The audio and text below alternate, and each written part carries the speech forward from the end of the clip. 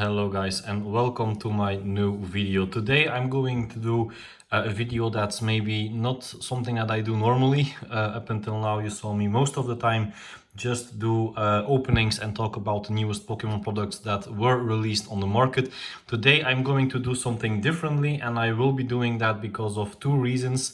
At first, because I really think that I have to make a video like this. I think the last weeks and months have been pretty frustrating. If you see Facebook groups, if you talk to other people that are into the hobby, if you talk to new people that come into the hobby, I hear a lot of misunderstandings. A lot of people really don't understand what the hobby is all about. A lot of complaining. Normally a hobby needs to be fun and enjoying, but so many people complain about everything concerning Pokemon these days. So that's the first reason why I want to make this video. The second reason is because I think that Pokemon shifted a hell of a lot in the last couple of years from a hobby that was only meant for kids. I mean, it's cardboard for kids, and I always thought it would always stay like that. Up until now, we can say that it's not anymore. I mean, you have so many adult collectors in it, so many even investment companies looking at Pokemon, looking at certain items of Pokemon. So I think the phase that Pokemon was only for kids, we have passed already a long time ago. So I also think that that's something that we have to talk about today. Before you see a couple of items, it's a small part of my collection that I want to talk a little bit about. The first thing, that the main topic from this video, is because so many people these days ask if Pokemon is a good investment. I see it so many times on the Facebook groups, on the boards. I see it on YouTube videos. People ask me about it. Friends ask me about it. So many people that even are not totally collectors from Pokemon ask me if Pokemon is a good investment. Up until now, you would say yes, it is. I mean, if you look at all the items that you see in front of you, and it's really only a very small part of my collection, every single item that you can see in front of you, modern or vintage, has rose in price, and not even a little bit. Okay, the three Charizard, the three Illustrator Charizards that you see in front of you are pretty new. They are modern. They got a lot of supply in Japan, so they, in fact, at this moment, declined a little bit in price, but I'm very sure that in the future, it's a very nice card. It's a very popular card. A lot of people want it. I'm pretty sure that that card will also gain a decent premium in the months and years to come if Pokemon does not decide to do another reprint of that card. Okay, that being said, most of the items that you see in front of you already rose in price pretty a lot, and I start to notice that you have so many people that if a product comes out, that they buy multiple items of it, and those people are very happy with the raise in price. But I see also a lot of people that complain about it, that also complain if people sell an item on Facebook or eBay or in Katawiki or whatever platform you want to do it, because the prices are going so expensive so fast. I do understand the complaints. I do understand the worries that people are having if this hobby will be still affordable in a couple of years from now. But on the other hand, it is something that you have to embrace. I mean, every single item, and I have, wait a moment, I have an item here with me. It's just this item. I will put it for a moment here in front of you. It's just this item. This item has been released not so long time ago, but it has an extremely popular card in it. The card only goes for more than 50 euros at this moment. The box itself, I've seen being auctioned for 100 euros or more. The box new was not even half of that price, and it's not that old. And then you see a lot of people complaining because if people offer this card and they ask 50 euros, which is a normal market price at this particular moment, you see so many people complain about it because they missed the boat. They didn't order the box and they didn't get the card. So they missed the boat, and now they have to pay a decent premium for it, which is, of course, unfortunately, but there's one very good solution for that.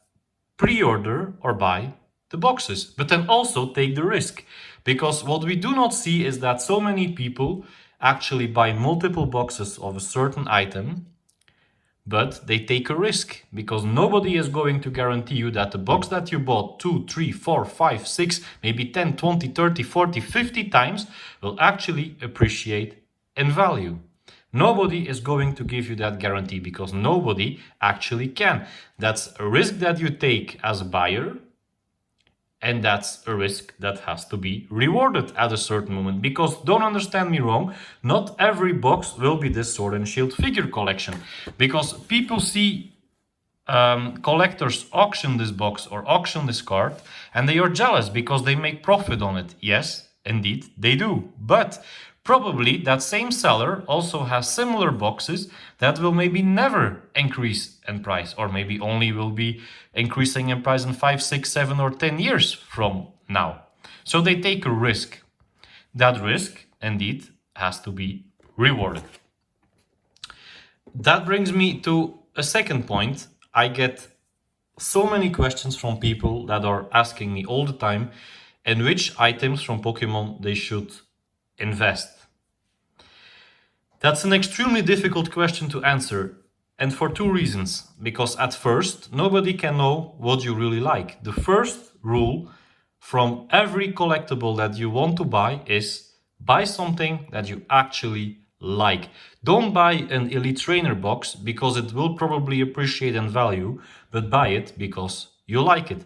And if it's a Champion's Path Elite Trainer box, or a Hidden Fates one, or a cheaper one as Darkness Ablaze or Sword and Shield base, doesn't even matter. The first thing you have to keep in mind is buy something that you actually like, because if it doesn't appreciate in value over time, it will be a part of your collection and you will have to be enjoying it. If you are not, you made a mistake and you bought something that's maybe not worth your money.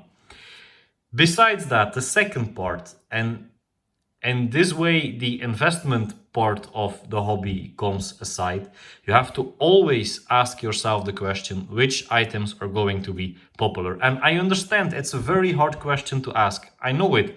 You also see the Illustrator Charizard, in which you can almost 100% certain know that from a certain point in time will raise in value.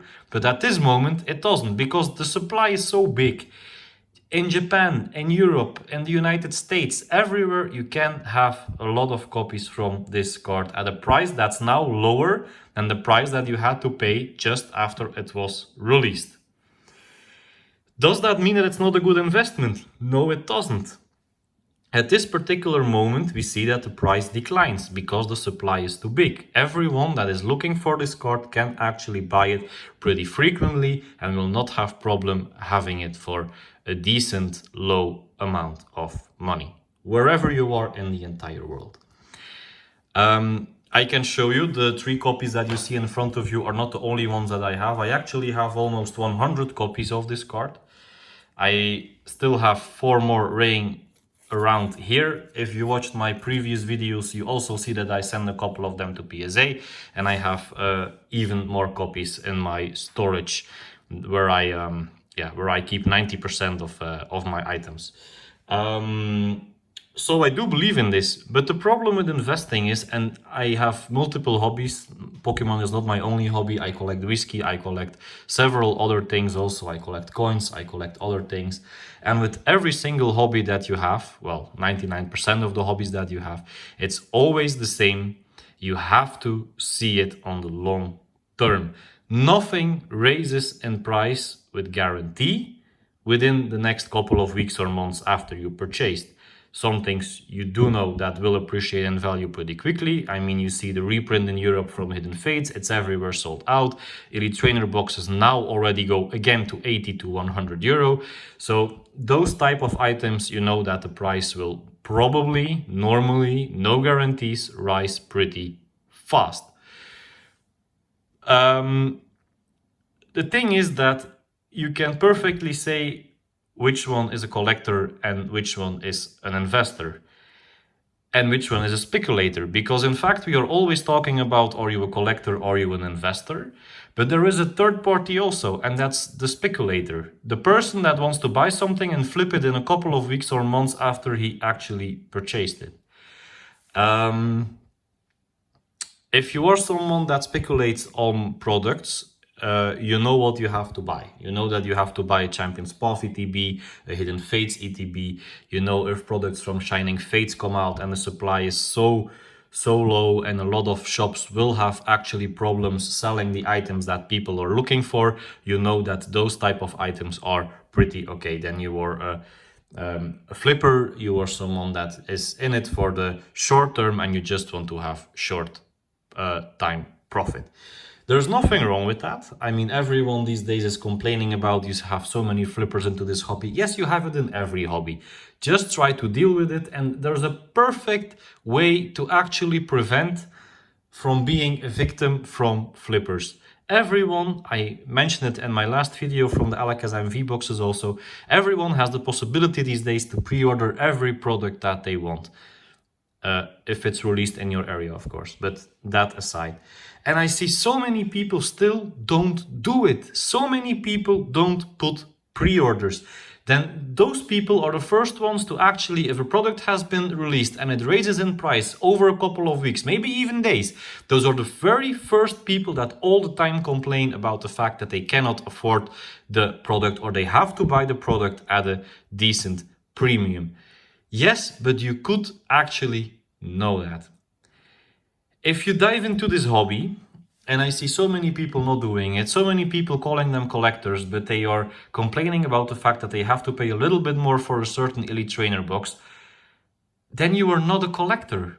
You have to know this. If you are a collector, you are into this hobby, you follow the products that will be coming out in the time to come. You know Shining Fates, you know the Pikachu box, which will be normally pretty popular. You know the ETB, which will be extremely popular. You know that all these Shining Fates products on the day of release in most European countries will be sold out. You know that. If you are a collector, you are into this hobby, you are engaged, then you know that these products will be extremely popular. They will be in high demand and you have to pre-order them. So many people don't do it and they rush off to every single shop that they know on the day of release, not finding the products that they want, or maybe finding them in more expensive shops and they have to already at that moment pay in the shops a premium for it. Or they look at eBay and it's even worse, or in the Facebook groups, which is maybe even extra worse. My point being is that if a popular set is coming out or a product will be coming out that you really want, that you really enjoy, that you really want to add to your collection, you want to open it, you want to keep it sealed, whatever you want to do with it, just people pre-order the item. And don't wait, pre-order it as soon as possible. For sure this year, it's the 25th anniversary of Pokemon. You know, certain products will be coming out this year that will be in very high demand. So try to, the moment that they are being released, and if you are a collector, you follow the news, you follow your Facebook groups, you follow Poke Beach website, you follow these very interesting media that all the time give you the last updates about products that will be released. And the moment that you see this type of news, you know which product will be coming out and you are interested in it, then just put your pre-order in and you will never have to complain about premium prices. If you missed something, well, okay. If it rose in price in the meantime, that's bad luck. You will have to pay the premium for it. But that's with every single collector and every single hobby exactly the same. Okay. That being said, that was my first part of this video.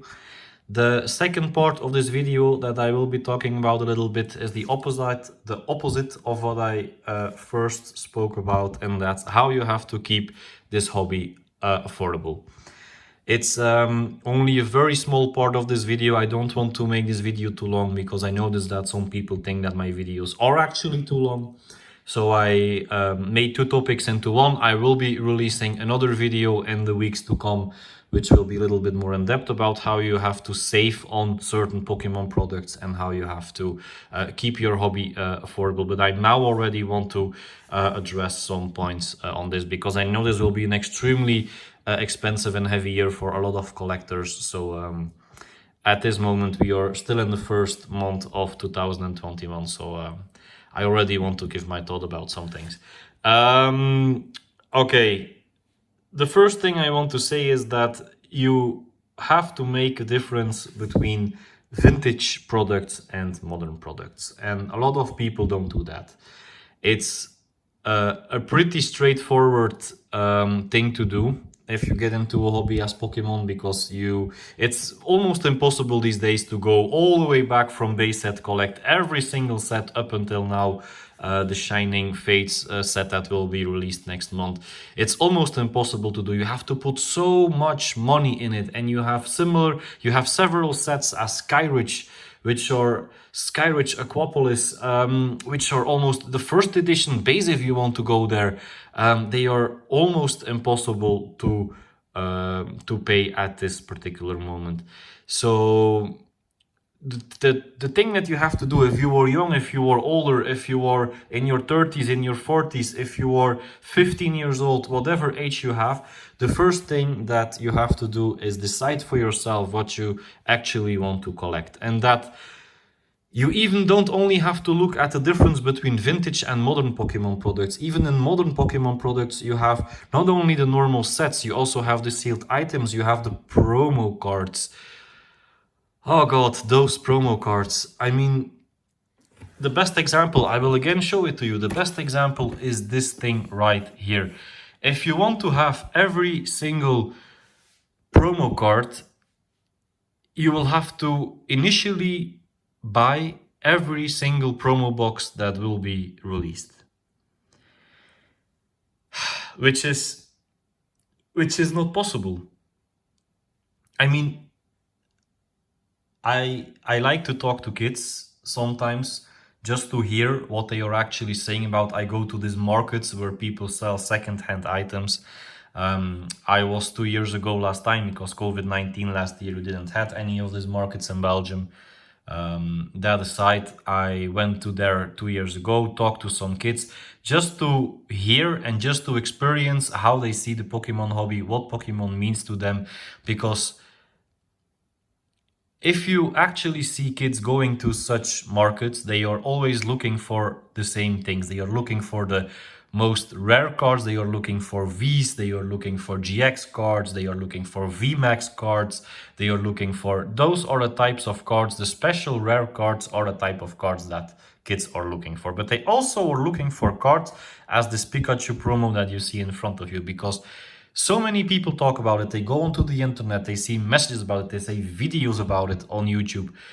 They see so many things, so many media actually reporting about those items, that they also want to have them, and they are just too expensive. It's impossible for kids these days to really pay for all the items that are being released. It's for kids the same, it's for parents the same, it's for everyone the same. Let aside that the last sets of Pokemon, look at the Vivid Voltage, look at the Hidden Fates, look at, I mean, so many sets that were released in the last years are so hard to complete, even for people that are around my age. I'm 31 years old, adult collectors, even those people are actually struggling with completing those sets. It's so hard. Let aside for kids, it's just almost impossible to complete a set for kids as Vivid Voltage without the support and the help or the money from them parents. You can trade, of course you can trade. It's a very important part from the hobby that adult collectors a lot of times just don't seem to get anymore. I see most adult collectors just selling, flipping whatever they can and not trading anymore. I do understand the reason behind that. You most of the time don't have the guarantee that other people that have the cards that you actually want and that you can sell a certain of double cards for will have the same condition. The cards maybe are played, or they are not really near mint or mint. They are just excellent, or maybe lightly played, whatever. I do understand trading is sometimes hard, but it is a way to keep your hobby affordable, for sure, for kids. But even then, I mean, it became so hard. Just look at prices for the full art Pikachu from Vivid Voltage. Look at prices from the hyper rare Pikachu card of Vivid Voltage. I mean, it goes now in Belgium 300 to 350 euros. Imagine a kid having the complete set of Vivid Voltage but missing that particular card. that kid would have to pay 300 to 350 euro to actually be able to complete his set, or the parents have to pay for the card. But also not all parents can just put aside a certain amount of money to just pay for one card for the Pokemon collection of them kid. So I have 4 tips to save on your Pokemon hobby, to keep it affordable and to have the possibility to actually purchase more cards that you like. The first thing that I want to address as a kid is don't collect sealed items. They are too expensive to keep. The sealed items that you can take a look at, or maybe the Elite Trainer boxes, or maybe the pre-release kits. Well, those pre-release kits maybe even not, because I'm pretty sure that over time they will raise in value. They will have a nice investment factor going over it, but maybe they are too expensive for what the actual item is. Elite Trainer boxes have already been proven in the past years that they are very investable. They can raise in price extremely fast. As a kid, as a parent that wants to keep the hobby for them kids affordable, try to buy 2 Elite Trainer boxes, open one, enjoy the opening of the packs, enjoy the promo card that sometimes you have in it, like Champions Paw and Shining Fates that will be released next month.